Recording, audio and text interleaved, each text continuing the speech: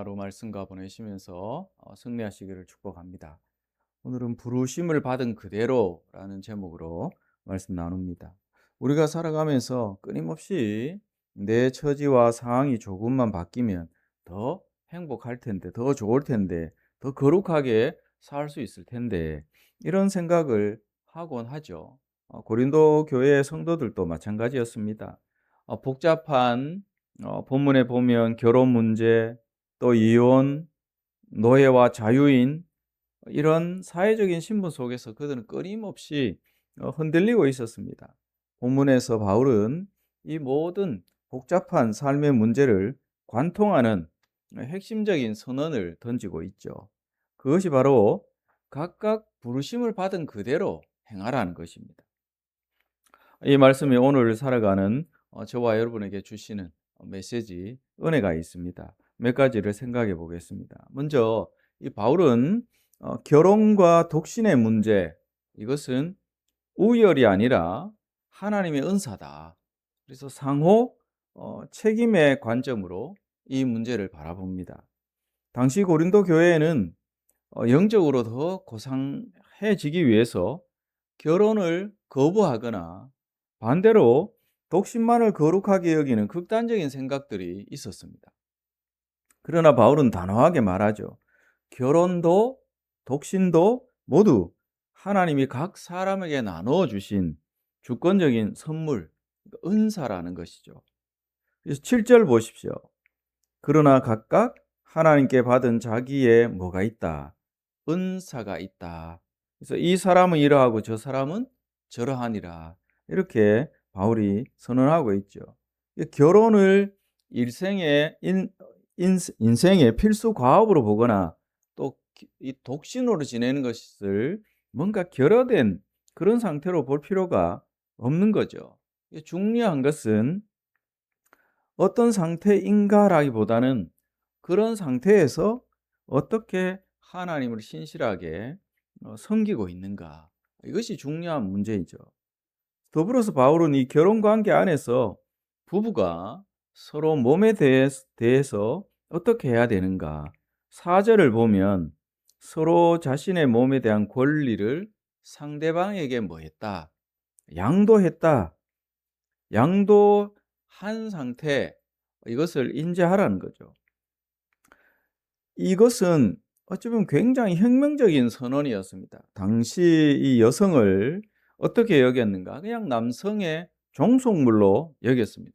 이 가부장적인 사회에서 이 선언은 굉장히 혁명적인 선언입니다. 이게 남녀 평등하다는 거죠. 성경이 말하는 부분은 누가 한쪽에 지배를 당하는, 소유권이 누구에게 있는 그런 것이 아니라는 거죠. 서로 영적으로 육적으로 안정을 위해서 자신을 내어주는 이 상호 책임과 사랑의 헌신이 바로 결혼 내에서 있어야 한다라는 것입니다. 그러니까 내 만족을 구하기 위해서 배우자를 구속하는 그런 일이 없어야 하는 거죠. 서로에게 주어진 그 은사 따라서 섬겨가는 삶을 살아내라. 우열이 아니라 하나님의 은사, 상호 책임적인 관점으로 바울은 결혼과 독신의 문제, 이런 부분들을 다루고 있습니다. 그리고 두 번째는 이 바울은 깨어진 가정의 아픔과 또 불신 결혼의 현실 속에서 화평의 부르심과 거룩의 영향력을 선포하고 있습니다. 이 바울은 기본적으로 이 결혼의 언약을 엄중하고 거룩하게 지켜야 할 것을 권면하죠. 그러나 동시에 믿지 않는 배우자, 갈라서기를 원할 때 어떻게 해야 되는가? 그러니까 성도를 율법적으로 얽매이게 하지 않고 선언하죠. 15절 보십시오. 보시면 하나님은 어떤 중에 너희를 불렀다 말씀합니까? 화평 중에 너희를 불렀다 말씀하죠. 성경은 율법적인 이 구속보다 평화와 생명을 우선시한다는 것입니다. 그래서 혹시 관계의 깨어짐 속에서 고통받는 자들이 우리 자신들이나 아니면 주변의 공동체 식구들이나 이웃들이 있을 때 그들을 정죄하거나 그렇게 봐서는 안 된다는 거죠. 화평과 치유로 부르시는 하나님의 그 따뜻한 시선으로 그들을 볼 수 있어야 합니다. 또한 이 믿지 않는 배우자와 살아가는 성도들을 향해서 바울은 놀라운 위로를 전합니다. 14절을 보시기 바랍니다. 믿지 아니하는 남편이 아내로 말미암아서 거룩하게 되고 믿지 아니하는 아내가 남편으로 말미암아 어떻게 된다 말합니까? 거룩하게 된다. 그러니까 세상의 죄와 부정함은 전염성이 굉장히 강하죠. 예수 그리스도의 거룩, 그보다 더 훨씬 강력합니다. 그래서 내 배우자가 신앙이 없다고 해서 낙심할 이유가 없는 거죠. 가정을 포기하지 말아야 합니다. 그러니까 하나님은 그 가정에 거룩한 통로로 믿는 자를 심으셨다. 그렇게 우리가 봐야 하는 거죠. 그래서 16절을 보시면 이 자신의 어떤 신실한 삶과 사랑을 통해서 배우자가 구원을 받을 수 있다. 이런 소망을 가져라는 거죠. 그래서 묵묵히 그 자리를 어떻게 해라? 지켜내는 것이 성도의 사명이라는 것입니다. 그리고 마지막으로 이 바울은 할례와 무할례, 그리고 종과 자유인의 어떤 이런 신분을 언급하면서 세상적인 어떤 이 외적 조건을 해체해 버립니다. 이 바울은 부르심을 받았을 때의 그 외적 조건을 바꾸려고 애쓰지 말라는 거죠. 그래서 19절을 보면 할례를 받았든지 안 받았든지 그것은 아무것도 아니라는 것입니다. 오직 주님께서 우리에게 주신 계명을 지킬 따름이다. 강조합니다. 여러분, 우리가 살아가는 세상도 마찬가지죠. 외적인 조건을 얼마나 많이 따집니까? 돈, 학벌, 그 배경 이런 모든 것들을 바꿔야 행복할 수 있다. 그런 조건을 내세우면서 우리를 속입니다. 유혹하죠. 그러나 복음은 우리가 있는 바로 그 자리, 하나님의 말씀에 순종할 때 진짜 자유가 시작된다. 이렇게 말하고 있는 거죠. 그래서 그 당시 고린도 사회에서 가장 비참한 처지였던 존재들이 누굽니까? 종들이죠. 종의 신분을 가진 자들에게도 바울은 그들을 향해서 기죽지 말라 말합니다. 22절을 보면 확인할 수 있는데 이렇게 기록하죠. 주 안에서 부르심을 받은 자는 종이라도 주께 속한 누구다. 자유인이다는 거죠.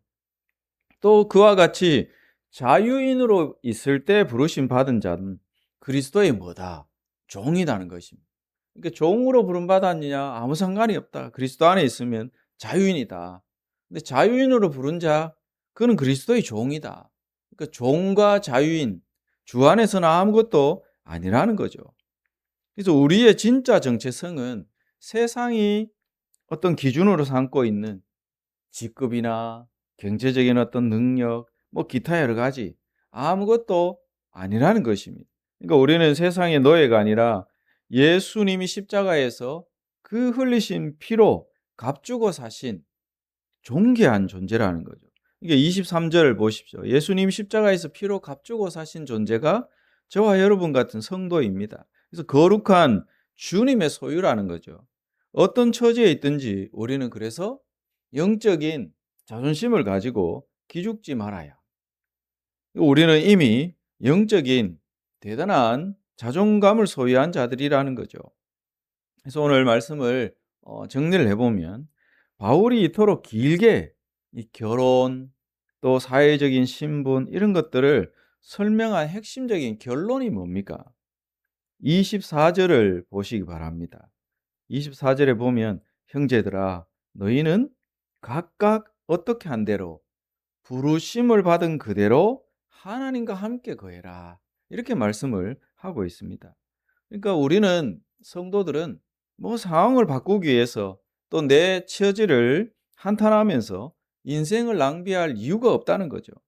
지금 내가 처한 바로 그 자리, 그 처소가 하나님이 나를 하나님 나라의 복음을 전하는 선교사로 부르셨다. 예배자로 부르신 거룩한 자리다. 이 의식이 우리에게 있어야 하는 거죠. 그래서 결혼을 했든지 혼자이든지 직업적인 상황적인 어떤 한계 속에 있든지 우리 그리스도인은 낙심할 이유가 없다는 거죠. 그 속에서 자유해야 합니다. 그래서 하나님은 지금 우리 자신들이 서 있는 그 자리, 우리와 함께 또 주변에 있는 동역자들과 함께 걷기를 원하십니다. 오늘 하루 또 이번 남은 한 주간 내게 주신 삶의 자리에서 하나님이 나를 부르신 그대로 하나님과 함께 동행하시면서 승리하시는 저와 여러분 다 되시기를 주의 이름으로 축원드립니다. 기도하겠습니다. 하나님, 우리를 죄의 종에서 하나님의 자녀로 신분을 변화시켜 주심을 감사합니다. 이제 우리는 자유인인데 또 세상의 기준에 얽매여 살아가지 않도록 하나님 도와주시옵소서.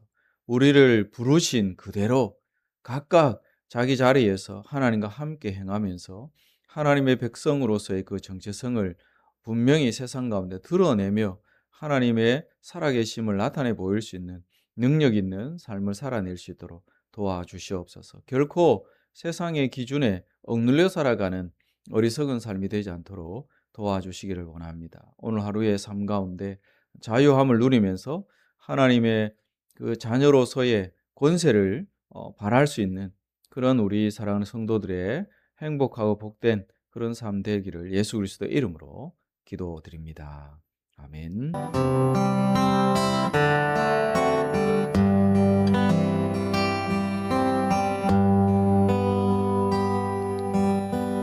내 마음의 묵상이 나의 입술의 노래가 되고 내 입술의 노래가 나의 삶의 일상이 되기 내 일상의 모든 것 나의 주님께 기쁨이 되어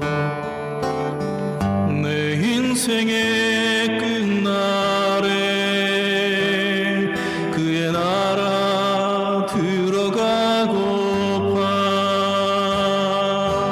오늘 이 하루도 내 인생의 끝날인 것처럼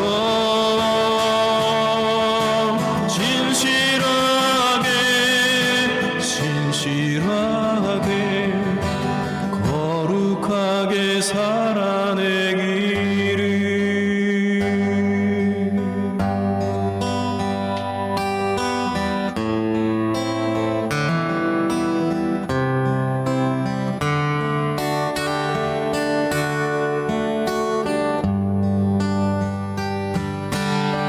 내 마음의 묵상이 나의 입술의 노래가 되고 내 입술의 노래가 나의 삶의 일상이 되기 내 일상의 모든 것 나의 주님께 기쁨이 되어 내 인생의 끝날에 그의 나라 들어가고파 오늘 이 하루도 내 인생의 끝날인 것처럼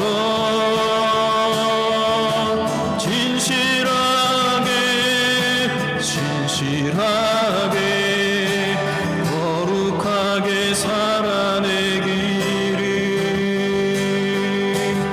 오늘 이 하루도 내 인생의 끝날인 것처럼 진실하게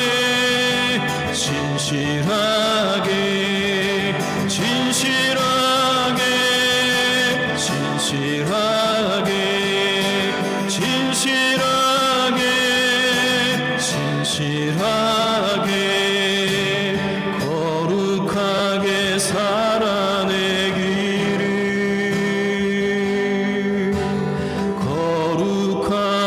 사랑